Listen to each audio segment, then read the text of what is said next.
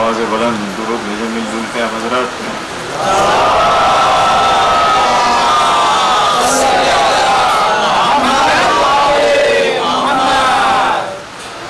आमतौर से मुहर्रम में देखा ही जाता है कि जितनी तारीखें आगे बढ़ती हैं उतनी मजमा बढ़ता जाता है,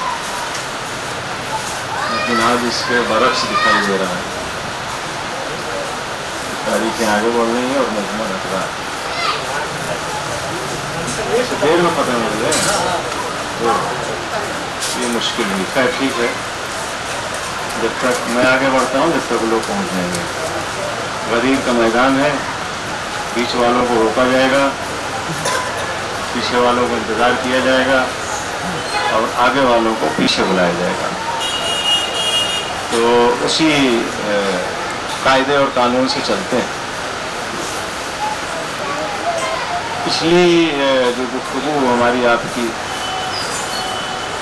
जहाँ पर रुकी थी वहीं से अपने कारवाने सफर को आगे बढ़ाते।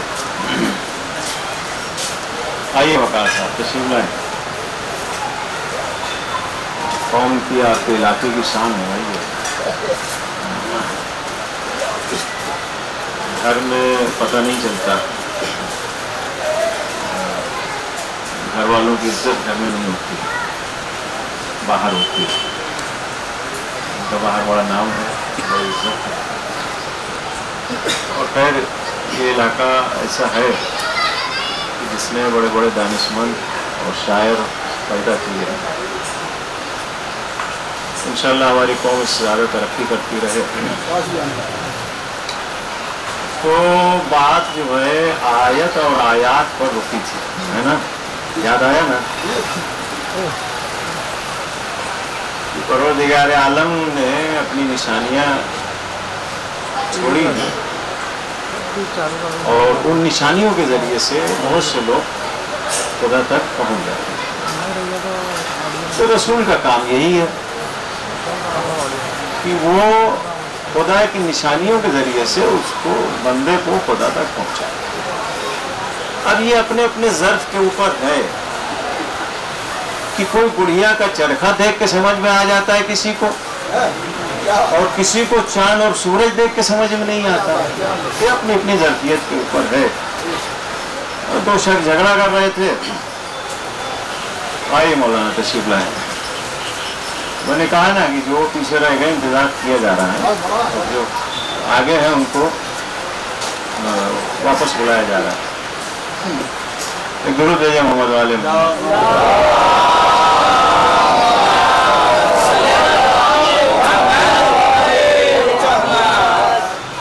तो आपस में झगड़ा कर रहे थे कि खुदा है कि नहीं है। एक खुदा होने की दलील दे रहा था, एक नहीं होने की दलील दे रहा था। जैसे अल्लामा हिल्ली ने भी दलील दी थी, लेकिन अपने हिसाब से।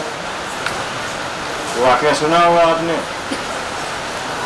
एक दहरिया आया था बादशाह के दरबार में। कोई उन लोगों के पास में दलील और बुरहान नहीं था, तो शिया उलमा को दावत दी गई। तो उलमा कराम ने मिल के अल्लामा हिल्ली को भेजा था, और ये उस टाइम जवान थे। तो उन्होंने कहा कि ठीक है, दहरिए से बोल देना मैं फला वक्त और फला दिन जो है वो दरबार में पहुंच जाऊंगा।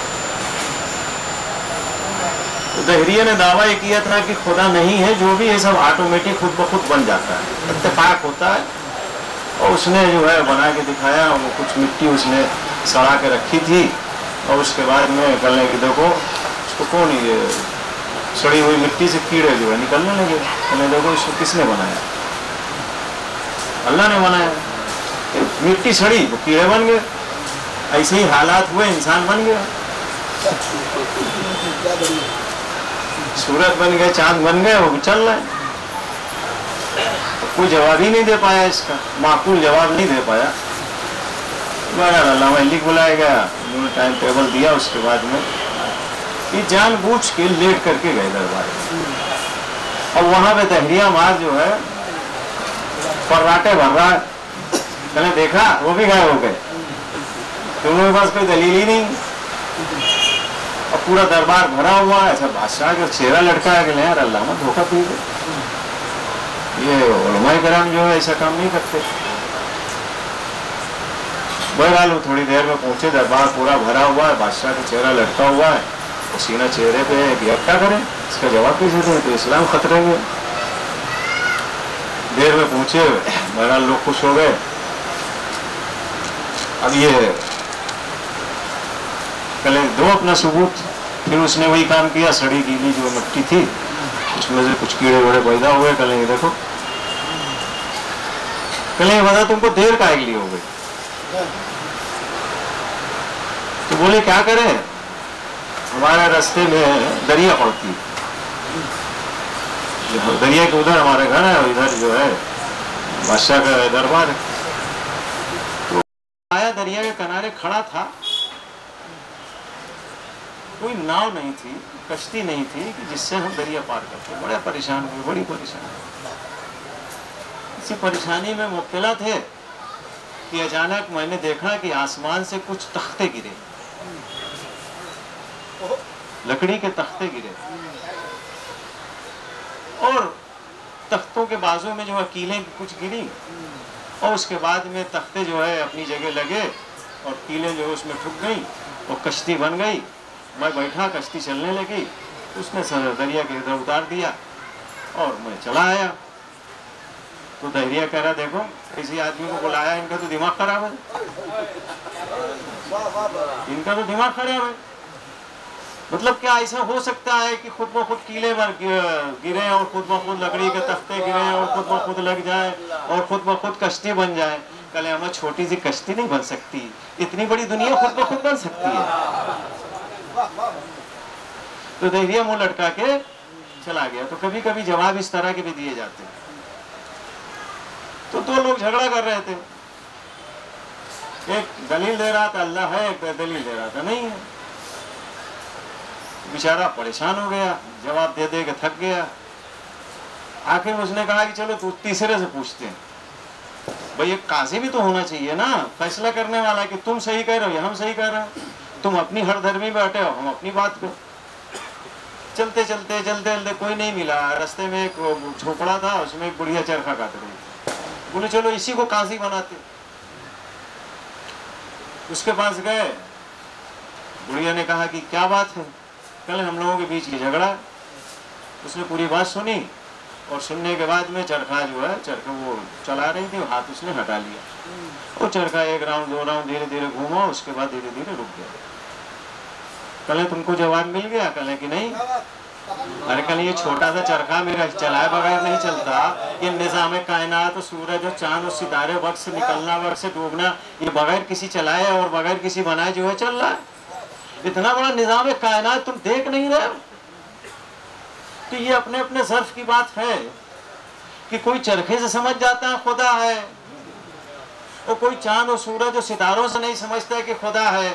اب سمجھے, یہ چاند اور سورج اور ستارے, کوئی ڈیوڑھی پہ اترتا تھا, کوئی دو ٹکڑے ہوتا تھا, کوئی واپس پلٹتا تھا. کیوں؟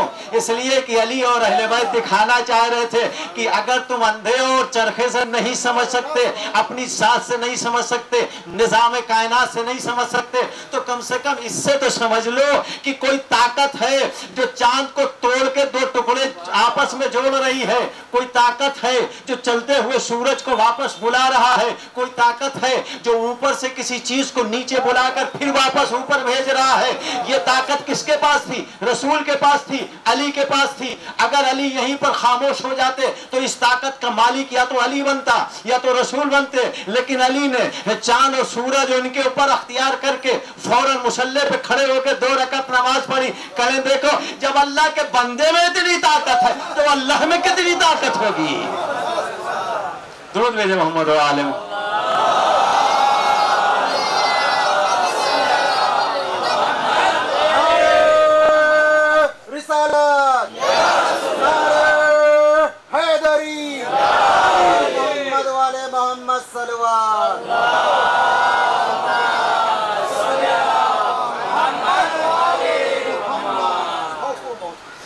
اچھا, میں آیت پڑھنے سے پہلے تھوڑا سا بیک گراؤنڈ بنا دوں.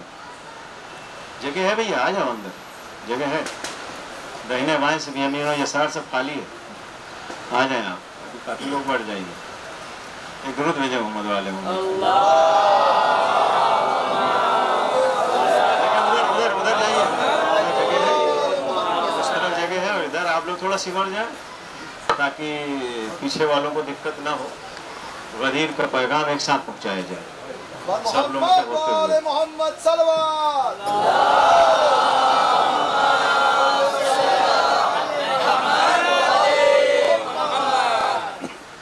تو خانہ کعبہ کی آیات کا تذکرہ ہو رہا تھا, اور جس کو امام حسین علیہ السلام نے بھی اور چوتھے امام نے ذکر کیا ہے. دونوں باپ بیٹے نے خطبے میں, چوتھے امام نے جو دربار یزید میں خطبہ دیا ہے تو آپ نے کیا ارشاد فرمایا؟ انا ابن مکہ, انا ابن بطحہ, انا ابن زمزم, انا ابن صفا, انا ابن مروہ. اس طریقے سے چوتھے امام نے اپنا تعارف کروایا کہ میں اس کا بیٹا ہوں جو مکے کا مالک ہے, میں اس کا بیٹا ہوں جو صاحب بطحہ صاحب مدینہ ہے, میں اس کا مالک ہوں کہ جس کی شان میں اور جس کے لیے اللہ نے صفا و مروہ کو اللہ کی نشانیاں قرار دی. میں اس کا مالک ہوں کہ جس کے لیے بیت اللہ الحرام بنایا گیا. میں اس کا مالک ہوں کہ جس کے باپ دادا کی ایڑیاں رگڑنے سے زمزم نکلا. تو اس طرح سے نشانیاں جو ہیں چوتھے امام نے بھی اور امام حسین علیہ السلام نے بھی روزہ عاشور 3 یا 7 تقریباً خطبے دیے ہیں. ایک کتاب ہے خطبات امام حسین علیہ السلام, اس میں مدینے سے لے کر اور عاشور تک کے سارے خطبے جمع کیے ہیں. اس میں کسی ایک خطبے میں یہ چیزیں مل جائیں گی, آپ لوگ دیکھ لیجیے گا. تو یہ خانہ کعبہ میں پروردگار عالم نے یہ ساری نشانیاں جمع کر کے رکھی. ساری نشانیاں وہاں پر مل جائیں گی آپ کو, اللہ کی آیت. تو وہ خانہ کعبہ کا جو ایریا ہے پورا, وہ آیت نہیں آیات سے بھرا ہوا ہے, نشانیوں سے بھرا ہوا ہے. لیکن انہی اللہ کی نشانیوں میں ایک شیطان کی بھی نشانی ہے, ایک شیطان کی بھی نشانی ہے. وہ کیا ہے؟ سارے عبادت کے ارکان پورے کرنے کے ساتھ ساتھ جب تک ان شیطانوں پر, اچھا شیطان نہیں, شیاطین ہیں. جس طرح وہاں آیت نہیں آیات, بہت سی نشانیاں, ایسے یہاں پر ایک شیطان نہیں ہے. عربی میں اگر 3 کی گنتی ہوتی ہے تو جمع ہو جاتا ہے, یعنی شیاطین, بہت سارے شیطان.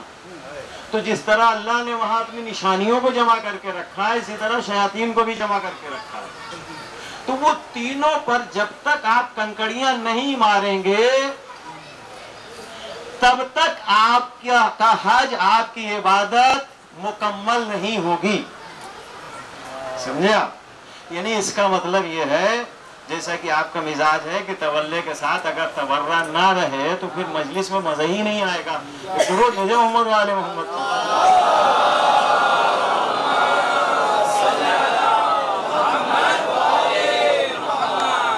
پڑھا جائے چاہے نہ پڑھا جائے, خالی تورے کا نام لے لیا جائے, دیکھیں چہرے پہ کیسی جو ہے نکھار آ جاتی ہے ماشاءاللہ سے. تو ان کے اوپر جب تک پتھر نہیں ماریں گے عبادت مکمل نہیں ہوگی.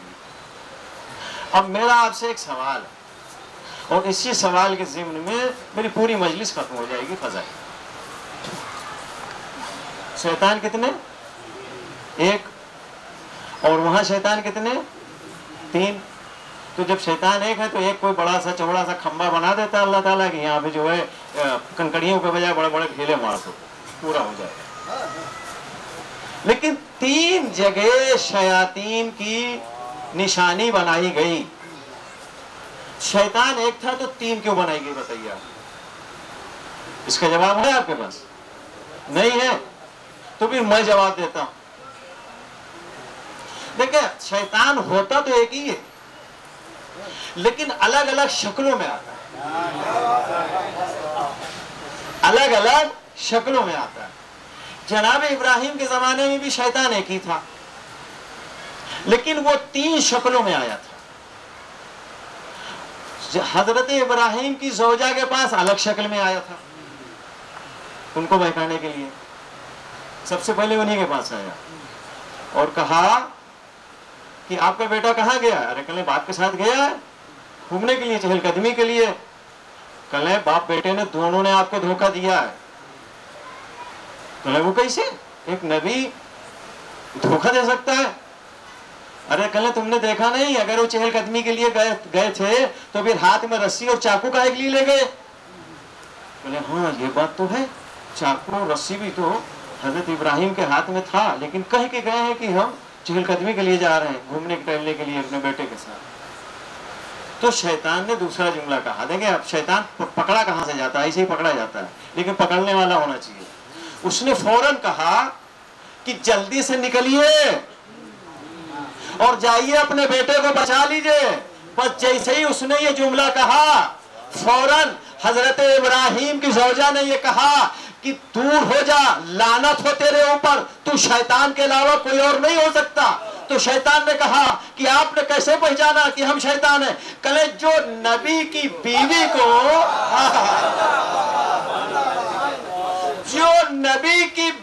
کو گھر سے باہر نکلنے کا مشورہ دے دے وہ شیطان کے علاوہ کوئی نہیں ہو سکتا.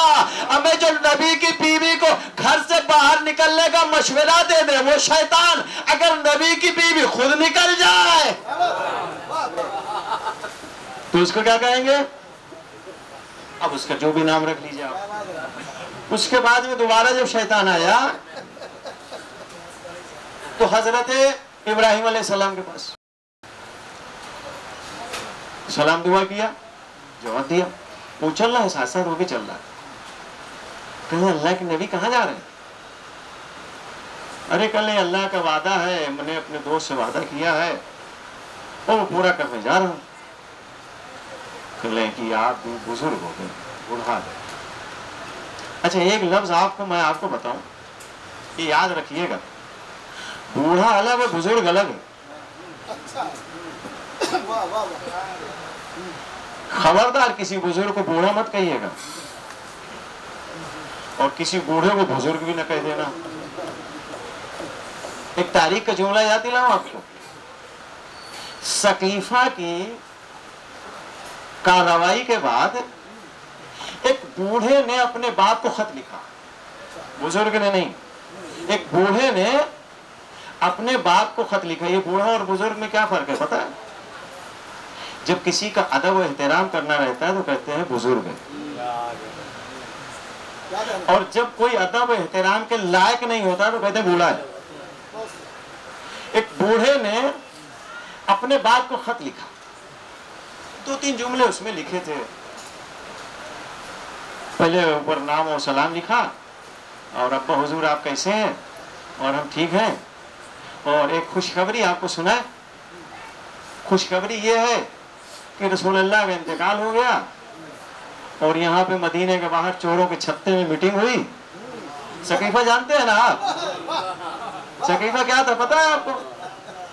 رات میں چور لوگ, ڈکیت لوگ جو چوری کرتے تھے تو مدینے کے باہر وہاں پہ کھنڈر تھا, وہاں جا کے بٹوارا کرتے تھے. اسی جگہ کا نام ثقیفہ تھا. تو چوروں کے چھتے میں ایک سبھا جو ہے وہ چوہوں کی سبھا لگی اور اس میں جو ہے وہ بلی کے گلے میں گھنٹی باندھ دی گئی. ہم خلیفہ بن گئے, سمجھے آپ, ہم خلیفہ بن گئے. اب خلیفہ کیوں بن گئے وجہ بھئی کس چیز میں آپ آگے تھے؟ کہیں اس لیے کہ جتنے بھی لوگ تھے سب میں زیادہ بزرگ ہم تھے. باپ نے خط پڑھا, بیٹا بوڑھا تھا باپ بزرگ تھا. بیٹا بوڑھا تھا اور باپ بزرگ تھا. اس نے معلوم ہے کیا فوراً جواب لکھا اس نے, کہا بیٹا مبارک ہو, لیکن ایک بات میری سمجھ میں نہیں آئی کہ اگر زیادہ ایج ہونے کی وجہ سے تم کو خلافت ملی تو ابھی تو تیرا باپ زندہ ہے. محمد وآل محمد.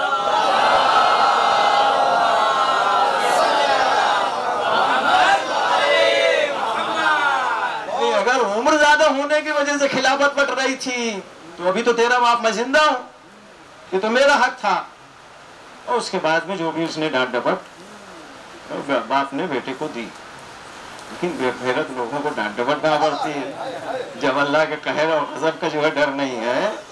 تو باپ مانتا کیا تھا, وہ تو اپنی خوشی بتانے کے لیے اس نے ایسا کام کیا تھا. بہرحال تو یہ بڈھا اور بزرگ کا میں آپ کو ایک فرق بتاتا ہوں. اب بات آگے بڑھی.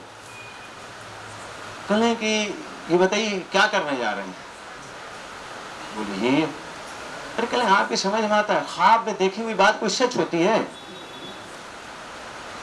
اب اس کو نبی اور عام انسان کا فرق نہیں پتا تھا کہ ہمارے خواب میں اور نبی کے خواب میں زمین آسمان کا فرق ہے. اور میں ایک چیز آپ کو اور بتا دوں، خواب کی بات آئی، اگر خواب میں کوئی کسی معصوم کو دیکھے تو اس کا مطلب یہ ہے کہ وہ شیطانی حرکت نہیں ہے اور اس کا خواب صحیح ہے. اس لیے کہ معصوم کی شبیہ اور شکل شیطان کا باپ بھی اختیار نہیں کر سکتا. یہ خواب کے بارے میں ایک جانکاری دے رہا ہوں آپ کو. تو حضرت ابراہیم علیہ السلام نے جب اس نے کہا کہ ارے آپ اپنے خواب کے اوپر عمل کر کے جوان بیٹے کو قربان کر رہے ہیں، بس ابراہیم سمجھ گئے کہ اگر کوئی نبی کو اس طریقے سے سمجھ رہا ہے تو وہ شیطان کے علاوہ کچھ نہیں ہو سکتا. وہ حضرت ابراہیم علیہ السلام جھکے اور زمین سے جو ہے انہوں نے پتھر اٹھایا اور اس کی طرف پھینکا. وہ پھینکنے سے پہلے بھاگ گیا. اچھا جا رہے تھے تو چلتے چلتے اکثر ہوتا ہے کہ دو لوگ جب جا رہے ہیں تو کبھی کبھی آگے پیچھے ہو جاتے ہیں. یہاں سے مار کے جب بھگایا گیا ادھر نبی کی بیوی نے بھگایا، ادھر جناب ابراہیم نے. اب تبارہ یہ پہنچا اسماعیل کے پاس اور چلتے چلتے ساتھ میں ان سے سلام دعا بات کرنے لگا. کل کہاں جا رہے ہیں؟ کل آپ کو خواب دیکھا ہے وعدہ پورا کرنے جا رہے ہیں. تو معلوم ہے کیا جواب دے رہا ہے حضرت اسماعیل سے؟ ارے کل تمہارے باپ بڑھا گئے، سٹھیا گئے. یہ یقین جانیے یہ جملہ میرا نہیں ہے، یہ اسی ابلیس نے کہا تھا. تمہارے باپ بڑھا گئے، سٹھیا گئے، اور اس کی نشانی اور دلیل یہ ہے کہ وہ خواب کے اوپر عمل کر کے تم کو جو ہے کاٹنے کے لیے جا رہے ہیں.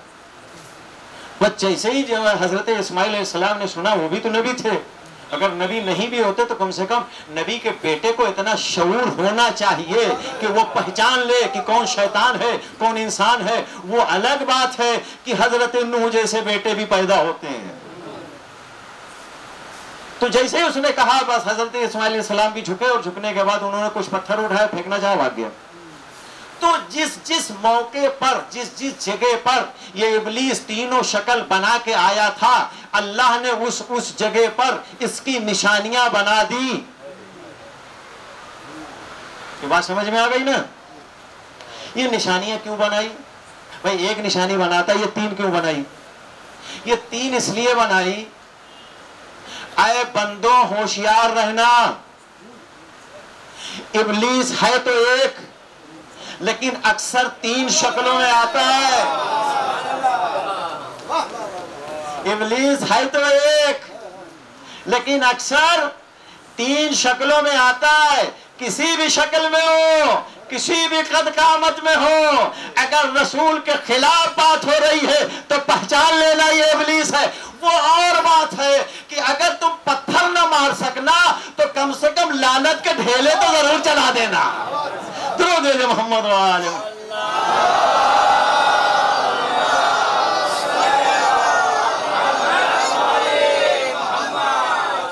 اب میں آیت پڑھوں. بسم اللہ الرحمن الرحیم. وَلَقَدْ أَرْسَلْنَا مُوسَى بِآيَاتِنَا وَسُلْطَانًا مُبِينًا.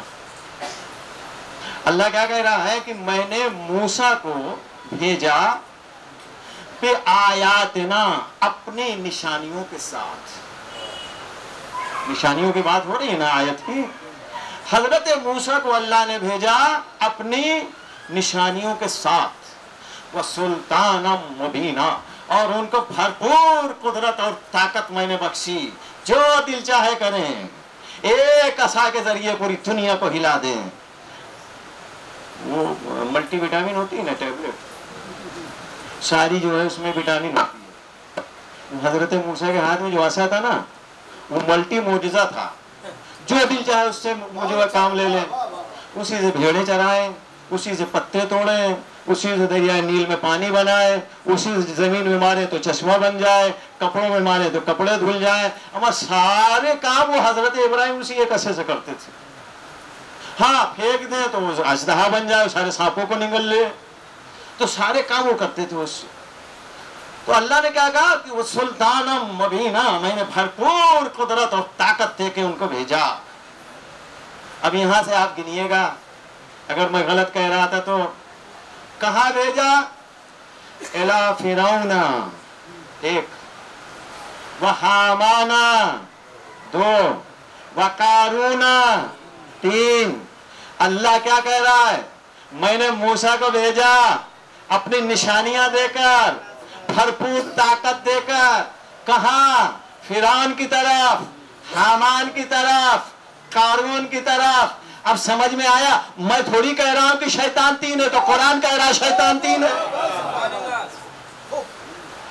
تین لوگوں کی طرف بھیجا، فرعون کی طرف، حامان کی طرف، قارون کی طرف. قالوا ساحر کذاب. ان تینوں نے کیا کہا کہ موسیٰ جادوگر بھی ہیں اور جھوٹے بھی ہیں. سمجھے آپ؟ بھائی مکے میں کیا ہوا تھا؟ جب اللہ نے رسول کو بھیجا تو سارے مکے والوں نے رسول کو ساحر کہا تھا کہ نہیں کہا تھا؟ ہاں، کذاب نہ کہہ سکے یہ الگ بات ہے. اتنی دم نہیں تھی کہ دشمن بھی رسول کو جو ہے وہ کذاب کہہ دے یا کاذب کہہ دے. دشمن بھی صادق اور امین کہتا چلا گیا، لیکن ساحر کہا، جادوگر کہا. تین لوگوں نے کیا کیا؟ حضرت موسیٰ علیہ السلام کو جھٹلایا اور ان کو جادوگر کہا. تو اللہ نے حضرت موسیٰ کو کہاں بھیجا؟ تین لوگوں کی طرف، فرعون، حامان، قارون. یاد رکھیے گا تین کی گنتی بڑی اہم ہے، بڑی دور تک جانا ہے آپ کو. تین لوگوں کی طرف بھیجا. اب آپ بتائیے کیا حضرت موسیٰ علیہ السلام تین ہی لوگوں کے لیے بھیجے گئے تھے؟ کیا تین ہی لوگوں کے لیے نبی بنا کے بھیجے گئے تھے کہ بس فرعون اور حامان اور قارون کے لیے جو ہے نبوت کر رہے ہیں اور باقی سب لوگ کہاں جائیں گے؟ نہیں بھائی صاحب، ایسا نہیں تھا. جس طرح نبی پوری قوم کا لیڈر ہوتا ہے نا، تو اسی طرح شیطان بھی اپنی قوم کا لیڈر ہوتا ہے. سمجھے آپ؟ فرعون، اب دیکھتا ہوں کہ آپ کا ذہن کتنی جلدی پہنچتا ہے تاریخ پر. اب پوری اسلامی تاریخ آپ اپنے نظروں میں دماغ پر رکھیے گا. میں صرف اپنے الفاظ کا ذمہ دار ہوں، آپ کتنی جلدی کہاں پہنچ رہے ہیں میں اس کا ذمہ دار نہیں ہوں. سنیے آپ، اللہ نے بھیجا فرعون کی طرف، حامان کی طرف، قارون کی طرف. معبود تو نے اتنے بڑے نبی کو انہی تین لوگوں کے لیے بھیجا؟ کہا نہیں. مسئلہ یہ نہیں تھا، مسئلہ یہ تھا کہ فرعون سب سے بوڑھا، سب سے بڑا، تو یہ ان لوگوں کا لیڈر اور سردار. حامان سب سے بڑا چالاک کی لومڑی فیل، یہ چالاک لوگوں کا لیڈر اور سردار. اور قارون سب سے بڑا مالدار. اتنا سونا اور چاندی اس نے جمع کیا تھا بنا کے حضرت موسیٰ علیہ السلام سے کیمیا کا علم لے کر، کہ 70 اونٹوں پر اس کے خزانے کی چابیاں چلتی تھی. 70 اونٹ، آپ اندازہ لگائیے ایک اونٹ پر کتنا بار ہوتا ہے، کتنا وزن آ سکتا ہے. 70 اونٹوں پر صرف چابیاں رہتی تھی، خزانہ نہیں، چابیاں. اتنا مالدار. تو فرعون کون تھا؟ بوڑھوں کا سردار. حامان ہوشیار اور چالاک کا سردار. یہ دوسرے نمبر کا ہمیشہ یہی صفت لے کے آتا ہے. اور تیسرا سب سے زیادہ مالدار. آپ کو اردو یہاں پر کم سمجھ میں آئے گی، عربی زیادہ سمجھ میں آئے گی. سب سے بڑا غنی. یہاں پہ اس جگہ پر اردو کا لفظ نہیں جلدی سمجھ میں آئے گا، عربی والا سمجھ میں آئے گا. قارون سب سے بڑا غنی، حامان سب سے زیادہ چالاک ہوشیار، اور فرعون وہ بزرگوں کا، بزرگ نہیں کہیں گے نعوذ باللہ، بوڑھوں کا سردار. وہ بوڑھے جو ہے وہ بنائے گئے تھے نا رسول کے بعد. آپ سمجھ لیں، تاریخ سے تاریخ ملاتے رہیے. تو اللہ نے ان تینوں کی طرف جناب موسیٰ کو بھیجا.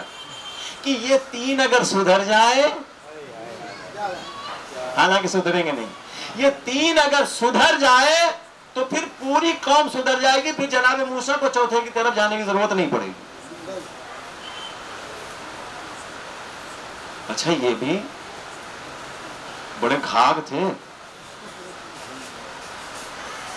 جناب موسیٰ معجزے میں معجزے دکھاتے رہے، طاقت پہ طاقت دکھاتے رہے، دربار میں جا کے 1 ہفتہ 10 دن تک بحث کیا اور ایسی منہ کی کھائی فرعون نے، لیکن اس کے بعد مانا نہیں، ہر درمی پہ اڑا رہا۔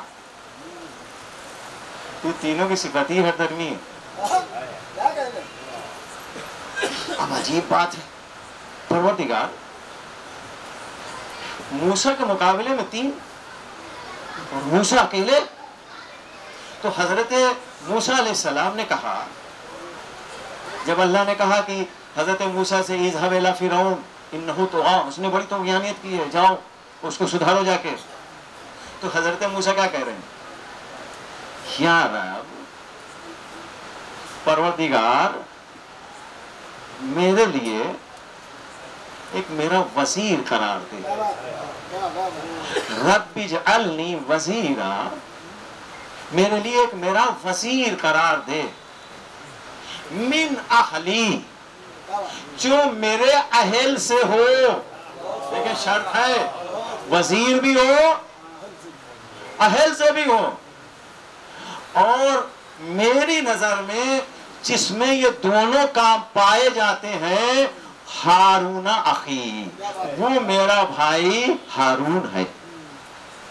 3 چیزیں ہیں یہاں پر۔ ایک، پروردگار تو قرار دے، تو قرار دے۔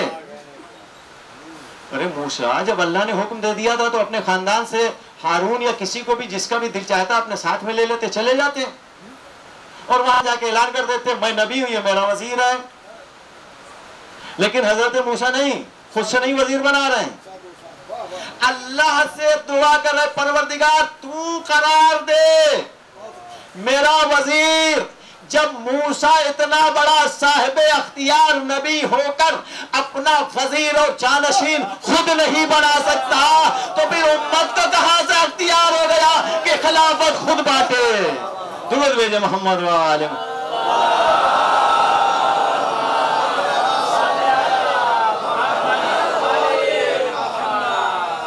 اچھا قرآن کی ایک ایک آیت جو ہے وہ قیامت تک کے لیے ہے نا، معیار ہے، ترازو ہے، اسی کے اوپر تول لو، ساری چیزیں کھری کھوٹی سمجھ میں آ جائیں گی۔ حضرت موسیٰ پوری دعا کر رہے ہیں، اللہم اجعلنی وزیرا من اہلی ہارون اخی واشدد عذری واشرکہ امری۔ یعنی اب آپ دیکھیں شرطیں کتنی اس میں لگائی جا رہی ہیں کہ کوئی دوسرا اس میں گھسنے نہ پائے۔ پروردگار میرا وزیر تو قرار دے، جو میرے اہل میں سے ہو، اہلیت شرط ہے، اور میرا رشتے میں بھائی بھی ہو، میرا رشتے میں بھائی بھی ہو، اور بھائی تو بہت سارے ہوں گے، نام ہارون ہے۔ وشدد عذری، اس کے ذریعے سے میری پشت پناہی کر، میری پیٹھ مضبوط کر، وشرک ہو امری، اور میرے ہر کام میں اس کو شریک قرار دے۔ اب سمجھ میں آیا، حضرت موسیٰ چاہتے تو کسی کو بھی وزیر بنا لیتے، لیکن نہیں بنایا، اللہ سے بنوایا۔ اس کے بعد جب شرطیں لگائی تو پہلی شرط کیا ہے؟ مین اہلی۔ اب سمجھ میں آیا، غدیر خم کے میدان میں 1.5 لاکھ کے مجمع میں رسول اسلام نے جب کہا من کنت مولا ہو فہذا علی مولا، میں نے ایک سوال کیا، یا رسول اللہ یہ 1.5 لاکھ کے مجمع میں صرف ایک علی آپ کو نظر آیا جس کو آپ نے اپنی وزارت دے دی، تو رسول اسلام کہیں گے کہ دیکھو مسلمان ہونا اور ہے، مسلمان ہونا اور ہے، اور صحابی ہونا اور ہے، اور اہل ہونا اور ہے۔ یہ مسلمان تو ہو سکتے ہیں، صحابی تو ہو سکتے ہیں، لیکن پورے 1.5 لاکھ کے مجمع میں علی کے علاوہ کوئی نہیں تھا جس میں رسول کی اہلیت پائی جاتی ہے۔ درود نہیں بھیجیں گے بغیر کہے، بغیر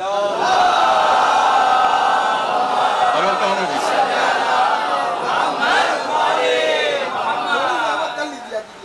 نہیں میں چاہتا ہوں کہ یہ عادت ختم ہو جائے کم سے کم، لیکن یہ ایک اس کا तकाजा भी है कि जहाँ पर बात अच्छी लगे और ख़ास तौर से अहले बैत की शान में बात हो तो एक दुरूद भेज के दो फायदे आप लेते हैं। एक तो ये आप साबित करते हैं कि हम बात समझ गए, और दूसरी बात ये जाकिर को मौका देते हैं कि कम से कम एक दूसरी ठंडी सांस तो ले लें। एक और दुरूद भेजे मोहम्मद वाले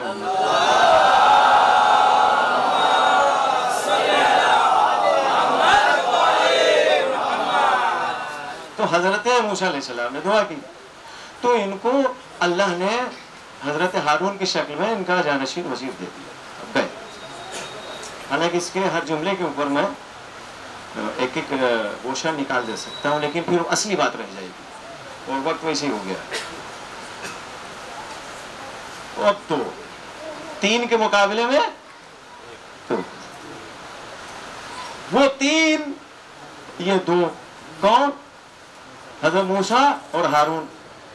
परवरदिगार क्या होगा, ये तेरा दीन बर्बाद करने के लिए तुले हुए तीनों के तीनों। तो अल्लाह ने कहा परेशान नहीं हो, मैंने इतनी ताकत दे दी है ना, ये 3 जो है सब पे भारी रहेंगे, ये 2 सब पे भारी रहेंगे और ये 3 कुछ नहीं बिगाड़ पाएंगे। तो मैंने कहा कि परवरदिगार ये बात तो समझ में आ गई कि मूसा और हारून के रहते ये 3 का 303 लाख भी हो जाए कुछ नहीं बिगाड़ सकते, लेकिन मूसा के बाद क्या होगा? मूसा के बाद क्या होगा?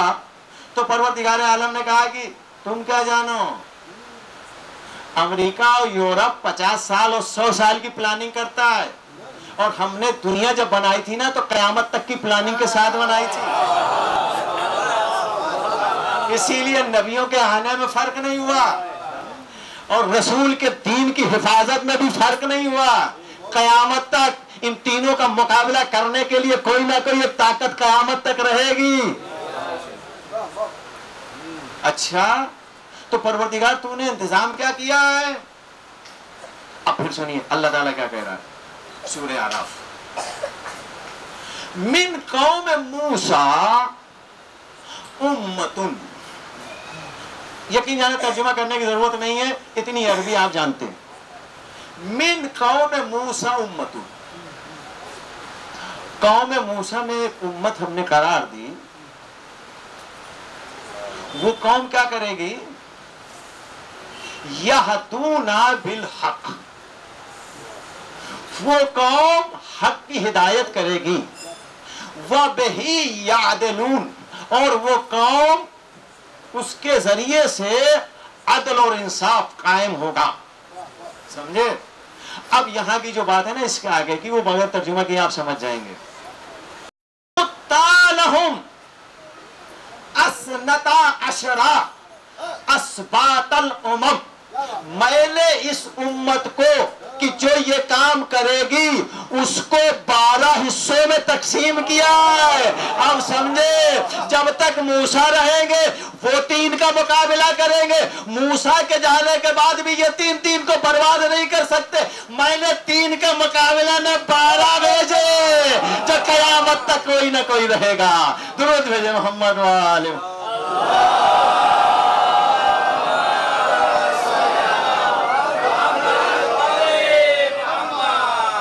5 मिनट एक्स्ट्रा हो गया।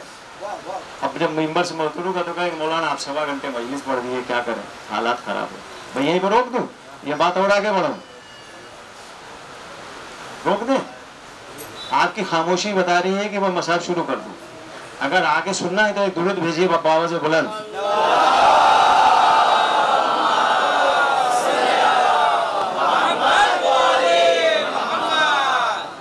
तो हजरत मूसा अलैहिस्सलाम के दीन में दुश्मन कितने? 3। हजरत इब्राहिम के जमाने में शक्ल कितनी शक्लों में आया, शैतान कितनी शक्लों में आया? 3। अब सुनिए रसूल के जमाना, रसूल के 3 बड़े दुश्मन, मैं नाम भी ले लूंगा, आपके ऊपर कोई फर्क नहीं पड़ेगा। पहला बड़ा दुश्मन अबू जहल,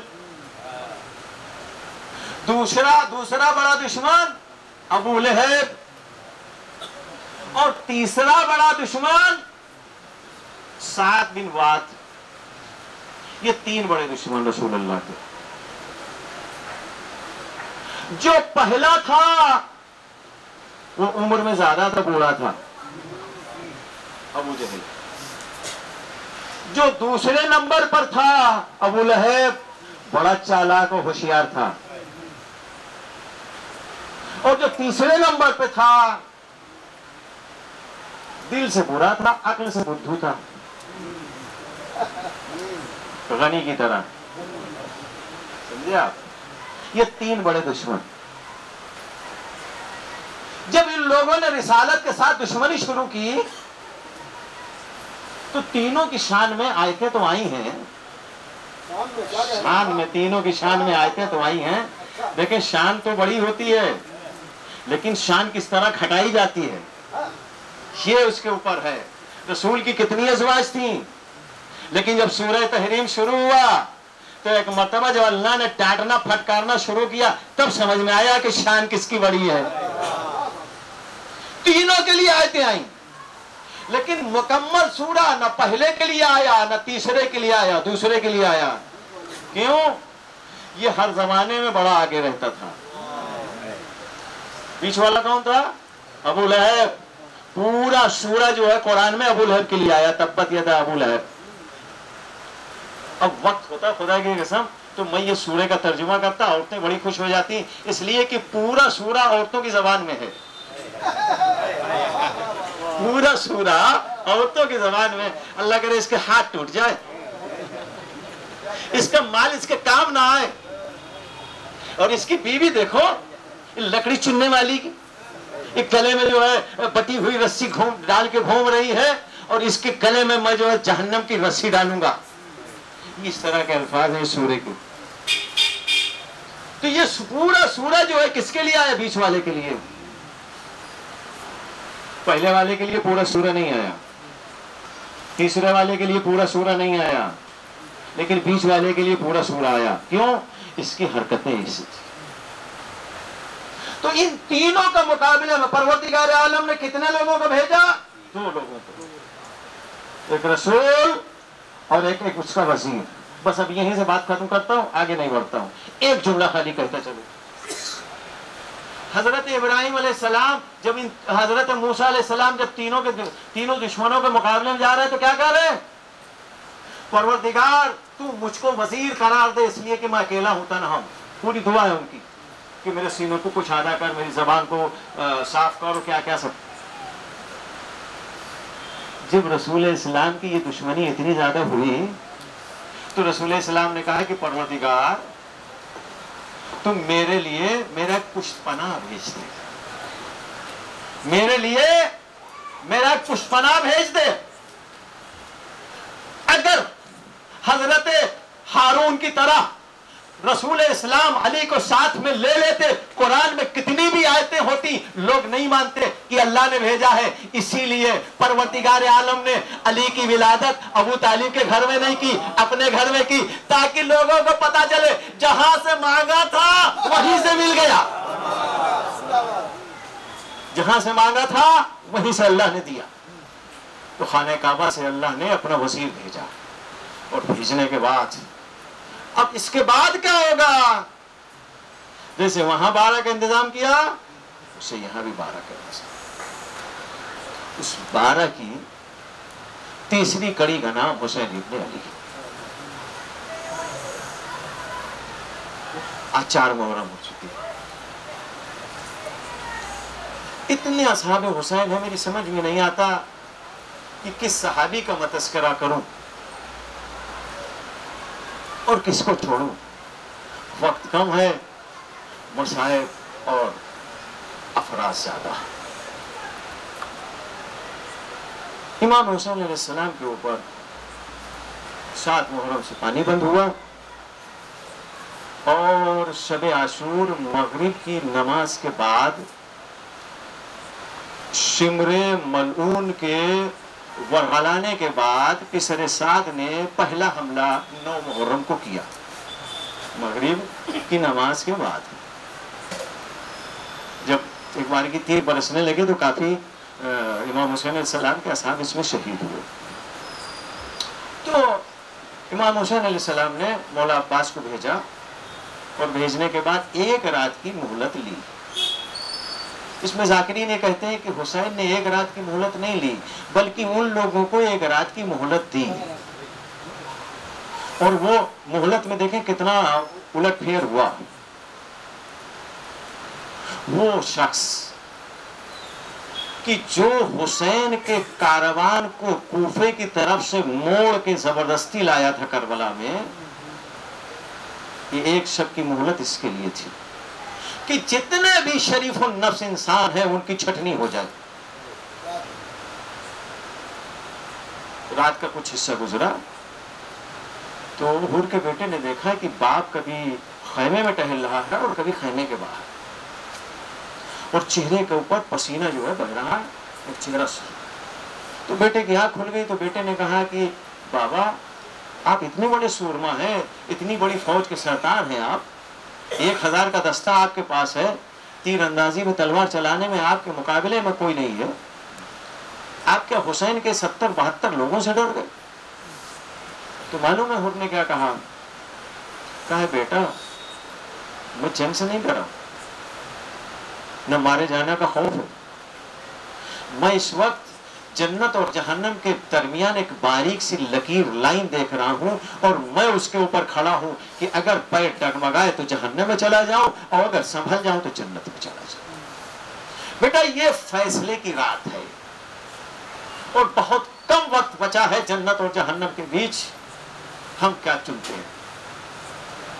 صبح کی نماز ہوئی اور نماز پڑھنے کے بعد حضرت حور کے بیٹے نے کیا دیکھا کہ باپ جنگ کے کپڑے پہنا، تلوار حمائل کی، جنگ کے جو ہے کپڑے پہنے۔ بیٹے نے کہا کہ بابا کدھر؟ کہا بیٹا رات بھر ٹہل کے فیصلہ کر لیا۔ کہا کیا فیصلہ کیا؟ کہا جنت چنی، جنت چنی ہے، جہنم سے نکلنا ہے۔ کہا بابا ذرا سے رک جائیے، تھم جائیے، رک جائیے۔ کہا کہ بیٹا ہاں جلدی کرو۔ بس بیٹے نے بھی جلدی سے جو ہے رسمی کپڑے پہنے، اور اس کے بعد باپ اور بیٹے چلنے لگے۔ جب باپ اور بیٹے چلنے لگے تو غلام کی آنکھ کھل گئی اور کیا دیکھا کہ یہ دونوں جو ہے باپ اور بیٹے جا رہے ہیں۔ دوڑ کے آیا، ہاتھوں کو جوڑا، آقا کہاں جا رہے ہیں؟ کہنے جنت کی طرف۔ کہنے ہم کو چھوڑ کے جا رہے ہیں؟ غلام ہوئے 3 لوگ اس کاروان سے نکلے۔ یہ ایک شب کی مہلت کا یہ نتیجہ تھا کہ 3 لوگوں کو جہنم جانے سے بچا لیا حسین نے۔ اب یہ لوگ گھوڑے پہ بیٹھے ہوئے اور حسین کی طرف آ رہے ہیں۔ راستے میں پسر سعد اور شمر مولوں میں بہت لوگوں نے ملے اور سوال کیے، اور پھر جواب دیتے دیتے بڑھ گئے۔ جیسے ہی امام حسین علیہ السلام کی حدود نزدیک آئی، جو ان کے خیموں کی حد بنائی گئی تھی، بس فوراً حضرت حر گھوڑے سے اترے، اور اترنے کے بعد میں کہا کہ بیٹا تو بھی اتر جا۔ بیٹا اترا، کہا کہ بیٹا کوئی کپڑے سے یا رسی سے میرے یہ ہاتھ پیچھے سے باندھ۔ حر نے اپنے ہاتھ پیچھے کیے اور بیٹے نے ہاتھ اپنے باپ کے ہاتھ باندھ دیے۔ اب حر وہاں سے کھڑے نہیں ہوئے، گھٹنوں کے بل آئے، اور جہاں سے حدود حرم امام حسین علیہ السلام شروع ہوتی تھی وہاں سے اور حسین تک حر کا بیٹا اب پیروں سے نہیں گھٹنوں بل چلتے ہوئے آئے، گھٹنوں سے۔ حسین کی نظر پڑ گئی، حسین نے جو ہے فوراً اب اکبر کو بھیجا، کہا کہ دیکھو حر آ رہا ہے، اس کو لے کے آؤ۔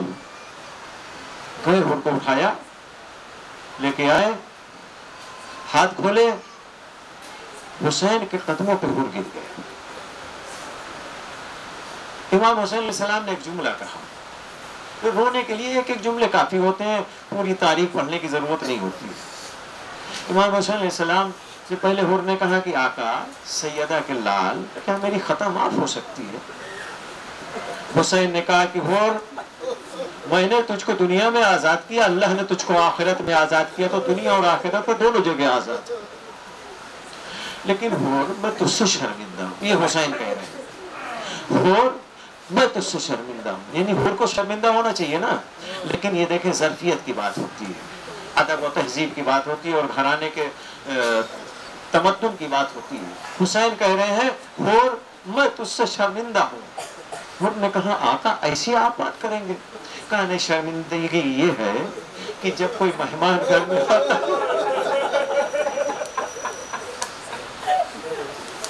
جب کوئی مہمان گھر میں آتا ہے تو اس کو پانی اور پانی کے ساتھ کچھ پیش کرتے ہیں کہ یہ دھوپ سے آ رہا ہوا تھکا ہوا ہے, کچھ کھا لے اور پانی پی لے. اے حور تو ایسے وقت میرا مہمان بنا ہے کہ میرے خیمے میں پانی نہیں.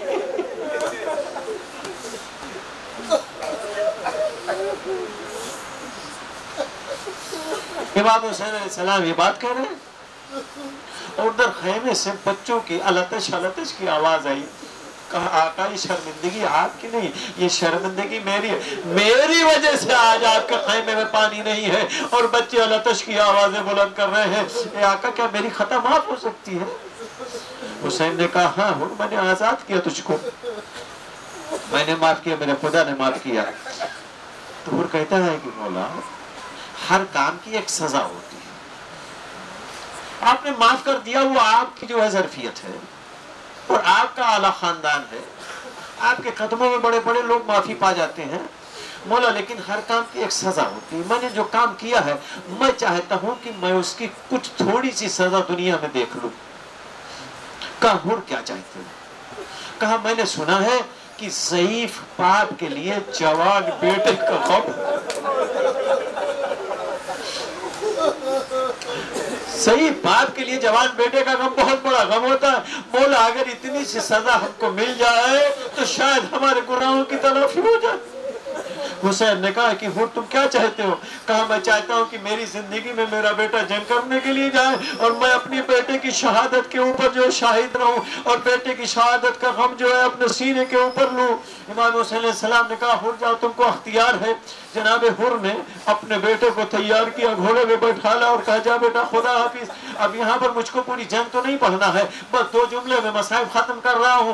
حضرت حور کا بیٹا گیا اور جانے کے بعد بڑی بہادری سے, بہادر باپ کا بیٹا تھا, بڑی بہادری سے جنگ کی, کافی لوگوں کو فنار کیا. اس کے بعد میں ان لوگوں کی جو ٹیکنک تھی سارے یزیدیوں کو کہ جب یہ کسی سے نہیں جیتتے تھے تو سارے لوگ حلقہ بنا کے ایک ساتھ گھیر لیتے تھے, چاروں طرف سے حملے کرنا شروع کر دیتے تھے. وہی کام یہاں پر کیا, حور کے بیٹے کو چاروں طرف سے گھیرا, کوئی تیر مار رہا ہے, کوئی نیزہ مار رہا ہے, کوئی تلوار سے زخم دے رہا ہے. آخر زخموں کی تاب نہ لا کر حور کا بیٹا جب زمین کے اوپر گرا ہے تو اس نے آواز دی بابا میرا آخری سلام قبول کرو. بس جناب حور گھوڑے کے اوپر بیٹھ کے اپنے بیٹے کی طرف جب گئے ہیں تو معلوم ہے وہاں کیا پایا, حور بعد میں گئے, حسین پہلے بیٹھے. حسین پہلے بیٹھے ہیں, حسین زمین کے اوپر 2 زانو بیٹھے ہیں, حور کے بیٹے کا سر حسین نے اپنے زانو کے اوپر رکھا ہوا ہے اور اس کو دلاسا دے رہے ہیں. یہ ماجرا دیکھ کر, یہ منظر دیکھ کر ایک مرتبہ حور کی آنکھوں میں آنسو آ گئے. مولا یہ غلاموں کو اتنا بڑا شرم آپ بخشیں گے, یہ تو ہم نے کبھی سوچا بھی نہیں تھا. یہ تو زہرا کا لال ہی کر سکتا ہے, کسی اور میں مجال نہیں ہے کہ جو اپنے گنہگار کو اتنا معاف کرے اور اتنا بخش دے کہ اس کے خوشی کا ٹھکانہ نہ رہے. امام حسین علیہ السلام کے پاس حضرت حور بیٹھے اور کہا کہ مولا آپ ہٹ جائیے, آپ کو زحمت ہوگی, میرے بیٹے کا سر میں اپنے زانوں کے اوپر رکھ لوں. امام حسین علیہ السلام نے سر دیا, بے حور نے اپنے زانوں کے اوپر بیٹے کا سر رکھا. باپ اور بیٹے کے درمیان کچھ تھوڑی سی بات ہوئی, اس کے بعد بیٹے کی روح قبض عنصری سے پرواز کر گئی. ایک مرتبہ جب دیکھا کہ بیٹا دنیا سے چلا گیا تو حضرت حور آگے بڑھے اور بڑھنے کے بعد اپنے ہاتھوں سے اپنے بیٹے کا جنازہ اٹھانا چاہا. امام حسین علیہ السلام نے حور کا بازو پکڑا اور کنارے کر دیا. کہا اے حور رسم دنیا یہ ہے, بس یہی کہ 2 جملے خالی, رسم دنیا یہ ہے کہ جوان بیٹے کا لاشا ضعیف باپ نہیں اٹھاتا. ابھی ہم لوگ موجود ہیں, اور تم کنارے ہٹو. عباس نے سہارا دیا, علی اکبر نے سہارا دیا, قاسم نے سہارا دیا. ان کے بیٹے کا لاشا بڑے احترام کے ساتھ خیمے میں آیا. لیکن عزادارو جب یہی موقع پلٹا, اب ان کے جوان بیٹے کی جگہ علی اکبر کا لاشا, ان کی جگہ حسین سرزانوں پہ رکھا. جب علی اکبر کی روح قبض عنصری سے پرواز کر گئی, ایک مرتبہ हुसैन ने दाहिने देखा, बाएं देखा, कोई नजर न आया। जानुओं को तोड़ा, जमीन से टिकाया, हाथों पे अली अकबर का लाशा लिया, या अली कहा, लाशा न उठा।